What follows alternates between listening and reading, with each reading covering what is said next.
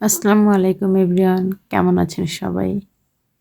আজকে একটু টুকটাক শপিং করতে গিয়েছিলাম। অনেকদিন থেকে একটু শপিং করা হচ্ছিল না। নিজেরও কিছু প্রয়োজনীয় জিনিস কেনার দরকার ছিল, পাশাপাশি বেবির। তাই এগুলো চিন্তা করে একটু বের হলাম। আজ গিয়েছিলাম আমাদের রংপুর শহরে সেনা সম্ভার ক্যান্টনমেন্ট মার্কেটে। সেখানে গিয়ে বাচ্চার কাপড় দেখছিলাম বেশ কিছুক্ষণ। অনেক কিছু এখানে আছে। প্রথমে বাচ্চার বেবির যে প্যান্ট কিছু কিনলাম। কেনার পর আমার মেয়েও টুকটুক করে দেখছিল ওর কোনটা পছন্দ, ওর কোনটা ভালো লাগে, খুঁজে খুঁজে দেখছিল। যে আমি এপাশে আমাদের ঘর সাজানোর কিছু কুশন কভারের কভার দেখছিলাম। এটা ভাবছিলাম নিব, তারপরে আর পরে নেওয়া হয়নি।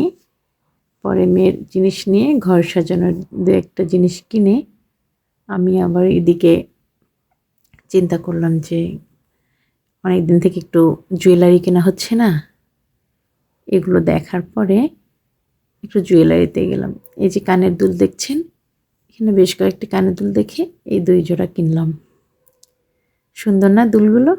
আমার তো সুন্দর লেগেছে। তারপরে ওখানে দুল কিনে চলে আসলাম কারুপণ্য। কারুপণ্য রংপুরের সবাই চেনে। এখানকার অনেক ঐতিহ্যবাহী প্রোডাক্ট আছে। এরা মোটামুটি ঐতিহ্যবাহী মেনটেন করেই চলছে বছরের পর বছর ধরে।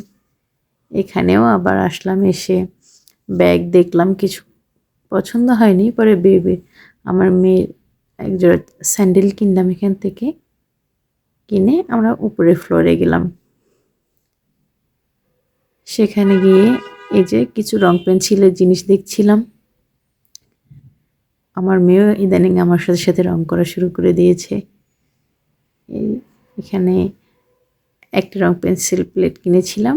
আর বেশি কিছু নেওয়া হয়নি এখানে, কারণ আমার মেয়ে যা দেখছিল তাই আবদার করছিল। শেষে তাড়াতাড়ি এখান থেকে চলে আসলাম। শেষে কুকারেজের দোকানে উপরে আসলাম। এখানে এসে বেশ কিছু প্লেট দেখলাম। আমার এক্স্যাক্টলি আসলে মগ দরকার ছিল, বাট এখানে মগের ডিজাইন এই মুহূর্তে কম ছিল।